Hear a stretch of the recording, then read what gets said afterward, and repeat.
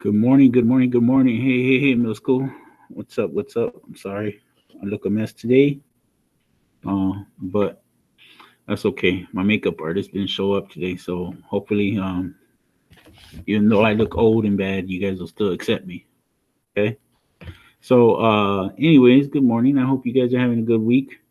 Today I'm gonna do something a little different, and I'm gonna do a presentation for you guys about this being Hispanic uh, American Heritage Month.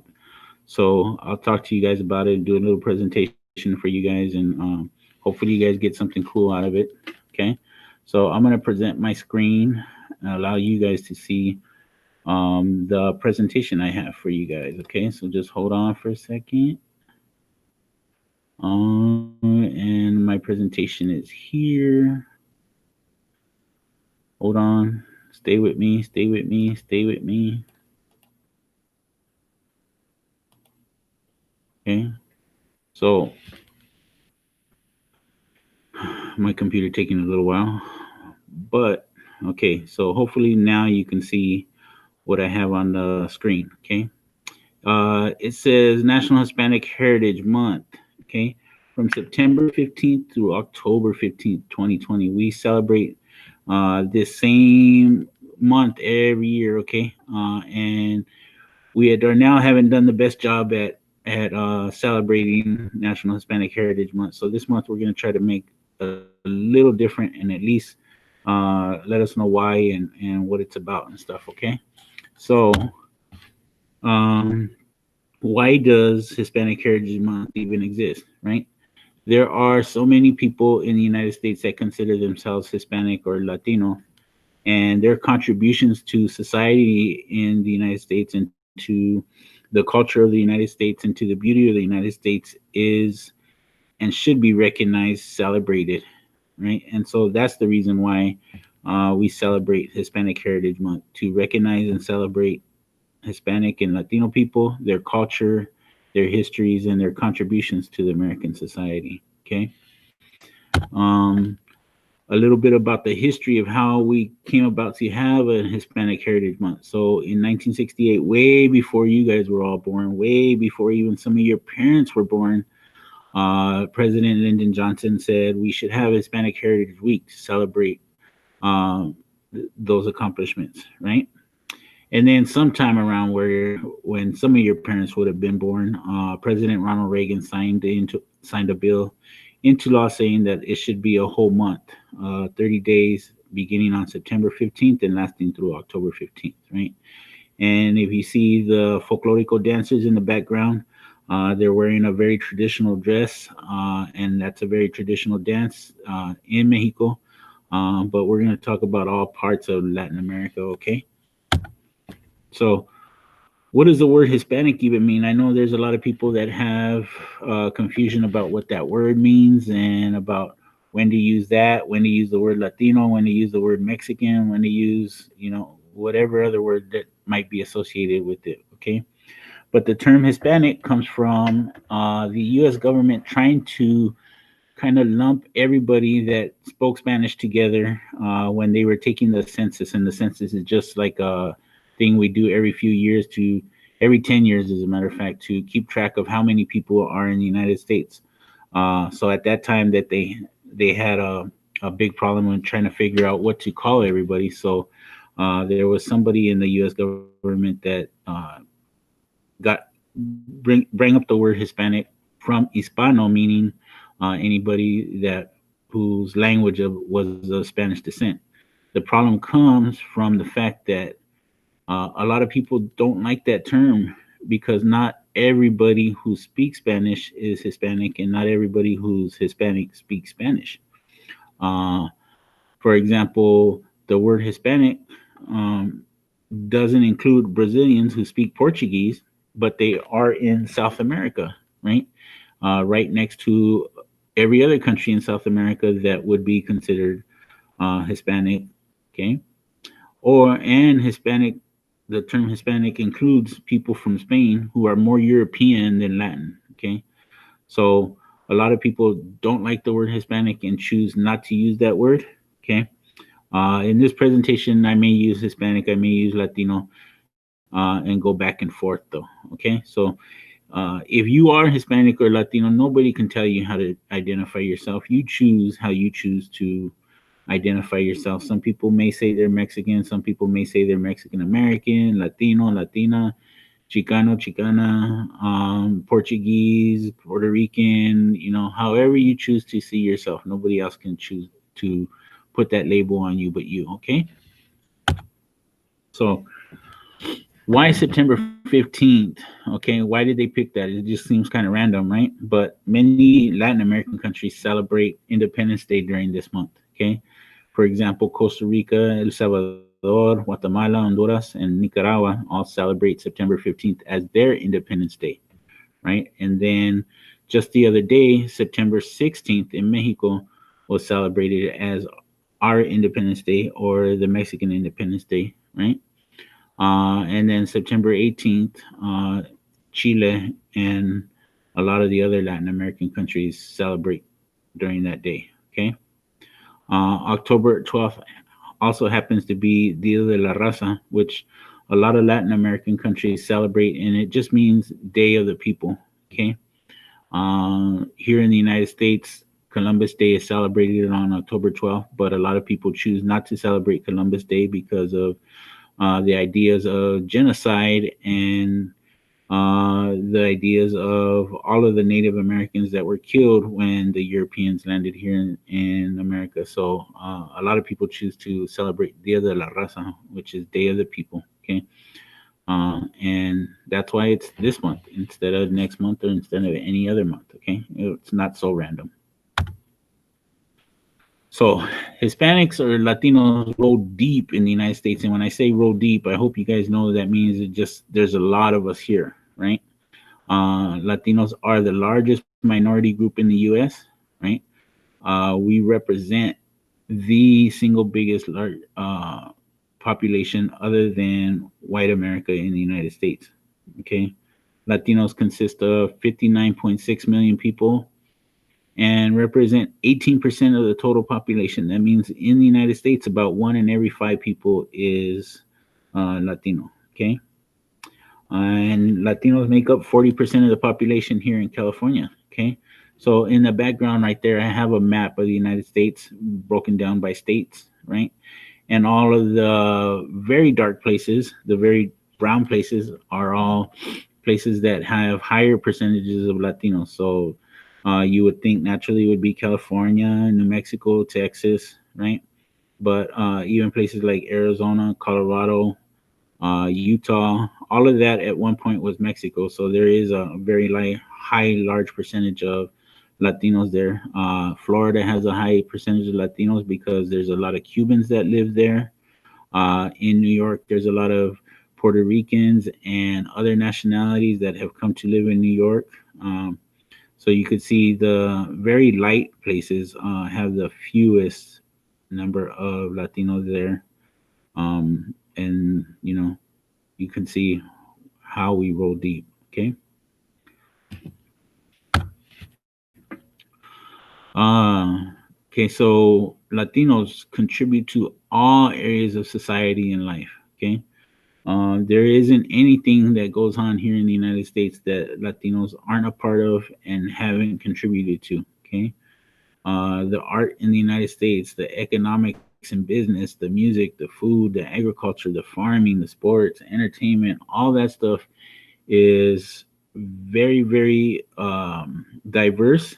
Okay. And a lot of it is owed to the fact that Latinos have participated and contributed to all those areas of life and make things a lot more interesting for the rest of us. Okay. So this is a very cool painting that I had found. The background is, and many of you guys see these sort of images during Day of the Dead, which is a traditional holiday in Mexico, and a lot of other Latin American countries celebrate it in different ways. It it happens to come in November for us, November 1st, 2nd, and 3rd. Okay, but Hispanics or Latinos in art Some of the most famous and prolific artists in the world, um, in painting, sculpture, drawing, and photography are of Latino descent. I just named a few down there: Frida Kahlo, Diego Rivera, Ignacio Gomez. What? What? Wow, that's amazing. No, that's not me. There is an Ignacio Gomez artist, and I will tell you a little bit about him, and Rafael Tufino. Okay. And so I'll show you guys some of their art, and you guys will know a little bit about how they represent Latinos in the art world. So Frida Kahlo is one of the most famous artists in the world. She is very well known for her self portraits. Okay, this was the selfies before we had selfie cameras. She was the queen of the selfie. Okay, uh, the vast majority of her artwork and her painting is selfies.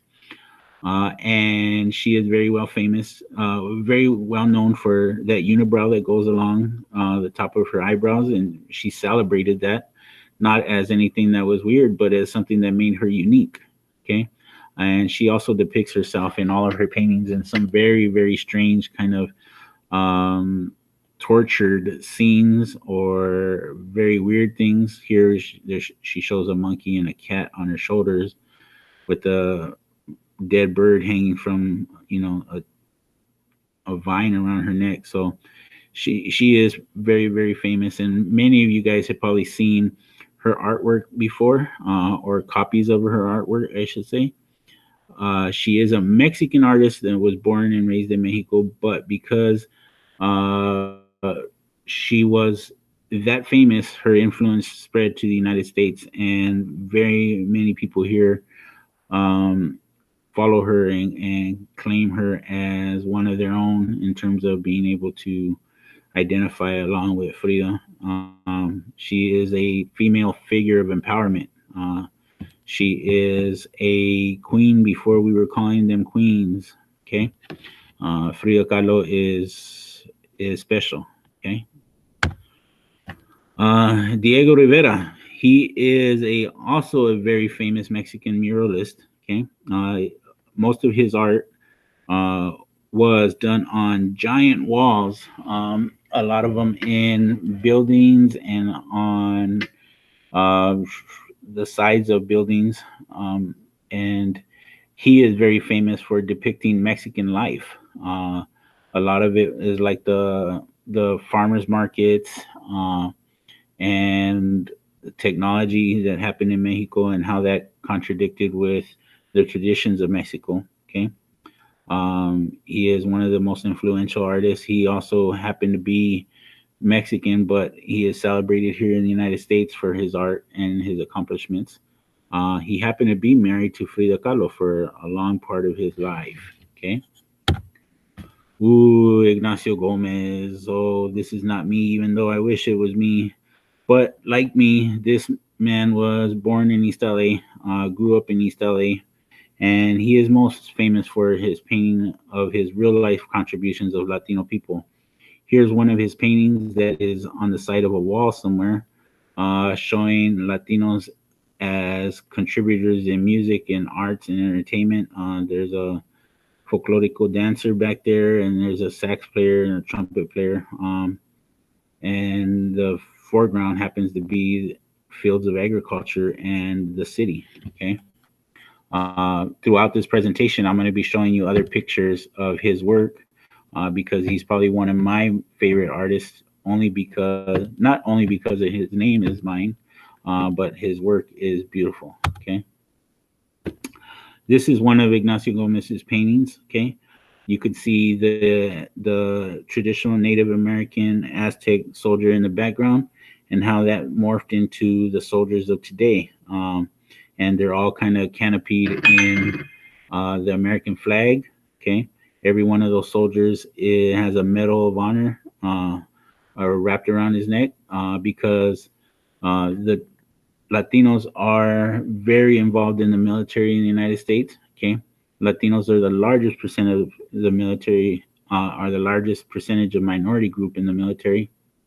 They've been awarded more than 60 medals of honor, which is the highest medal that you can get in the U.S. military when you haven't died in service. So there are some other awards that you can get in the military, but the only way you get those is if you die in battle. Okay, but Latinos have been awarded more medals of honor than any other minority group is serving in the U.S. Okay, and they have fought in support of the U.S. on every major war and every combat front. Okay, so Latinos have always been there to back up the United States, even though sometimes the United States hasn't been there to back them up. Okay. In terms of music, okay, so this is a picture of a bunch of what is considered Latino music instruments. Okay.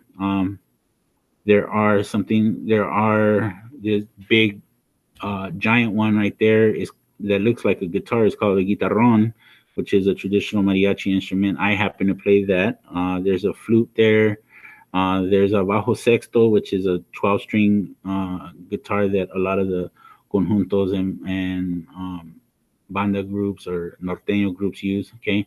There's a harp there. There's a vihuela, which is another mariachi instrument. Okay. A jarana, which is made out of an armadillo back. Okay. And then some smaller flutes.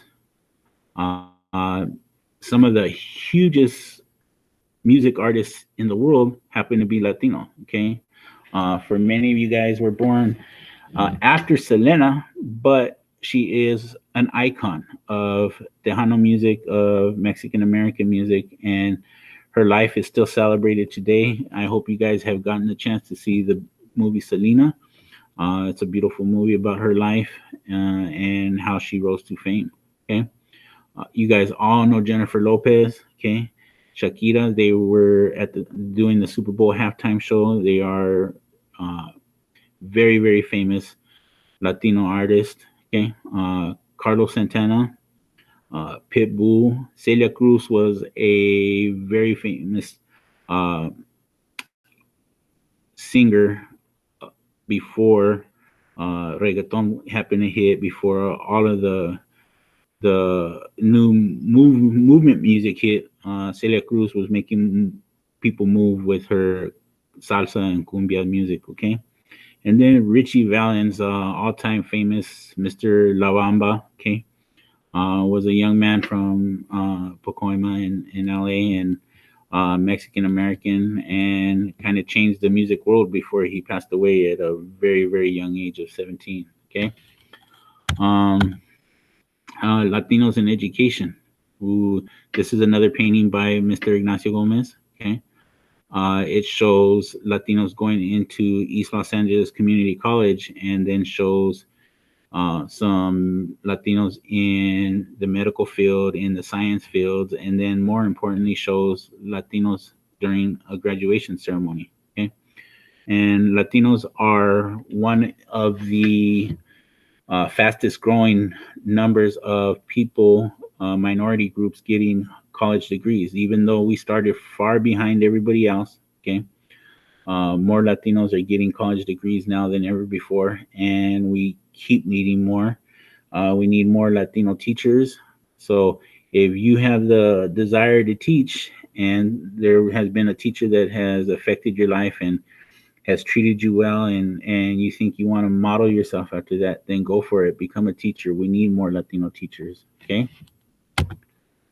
Latinos is part of the economy. Okay, so this is another painting by Mr. Ignacio Gomez, and it shows a bunch of the a bunch of Latinos in construction, in engineering, in business and finance. Okay, all the whole city back there basically being built because Latinos are helping to produce it.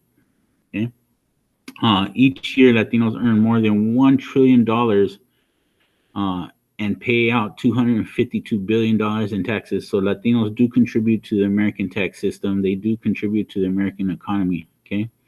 12% of all Latino immigrants own their own businesses, right? So even though they may have just arrived or just gotten here to the United States, part of the dream is to be able to own their own businesses.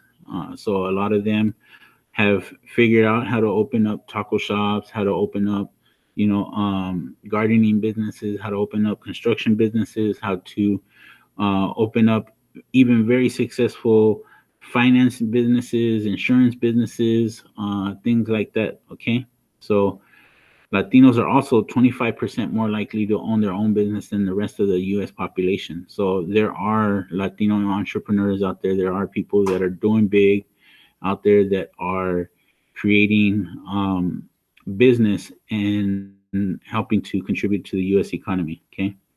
And then finally, Latinos have started 86% of all the new businesses in the US, and Latino owned businesses contribute $700 billion to the US economy.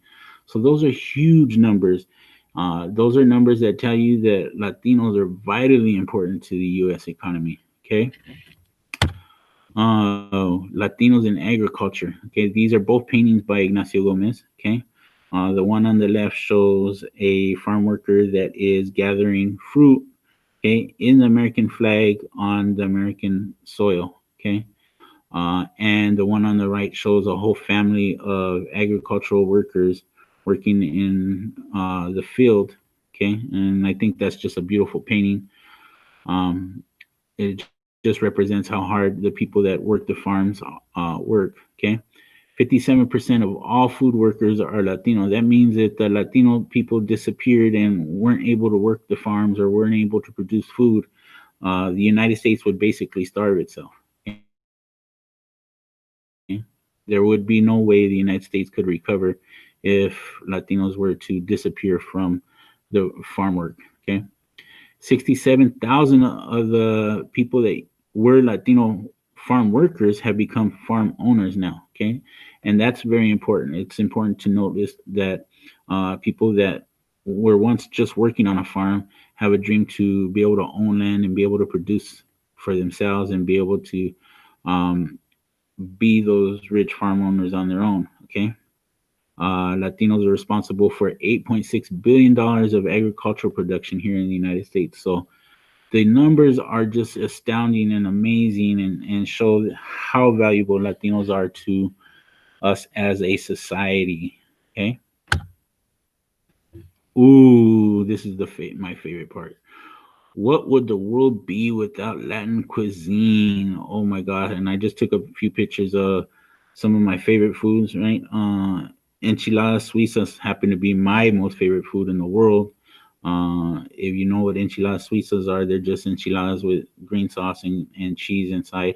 But here are some pictures of traditional tamales and tacos, and you know, uh, just if you sat down and thought, you know, about your favorite food, a lot of you guys might say carne asada burritos or carne asada fries, that kind of stuff. But the world would be a whole different place if it wasn't for uh, Mexican food and Guatemalan food and pupusas and all the rest of the good stuff that comes along with Latin American food. Okay. Ooh, sports and entertainment. Okay. Latinos contribute to sports and entertainment ridiculously in great numbers. Okay, so I put a little soccer ball on the left hand side because soccer is the biggest sport played in the world, and it is the primary sport played in any Latin American country, and happens to be a huge sport now growing in the United States, where soccer wasn't too huge before, but now it's being played everywhere here in the United States, and it's become part of the high school and college curriculum, um, and soccer is huge, and it's a Latin American sport. Up there in the right hand corner, football, which is a traditionally a sport that isn't thought to contain a lot of Latin American or Latinos in it. There's one right there I put in. His name is Anthony Munoz. He happened to be one of the most famous football players of all time. He's in the Hall of Fame. Okay, Anthony Munoz was a Mexican American that played American football, right? And probably the biggest star in all of Major League Baseball right now is Fernando Tatis Jr., who happens to play for our glorious Padres. Okay, I put his picture right there in the middle.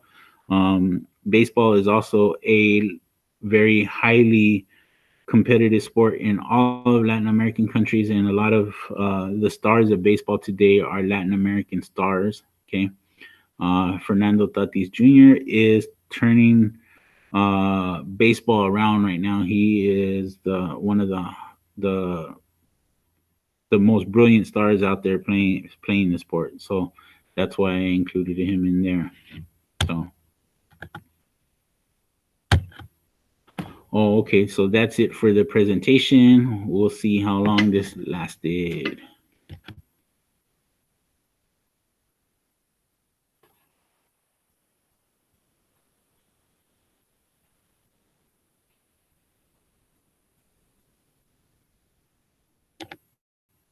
So thank you guys for watching that. Hopefully you guys kind of realize the contributions of Latinos, Latin Americans, Hispanics to the United States society, and the reason why we have something called Hispanic Heritage Month, and the reason why we should celebrate the contributions and the culture of Latinos or Hispanic Americans. Okay, thank you.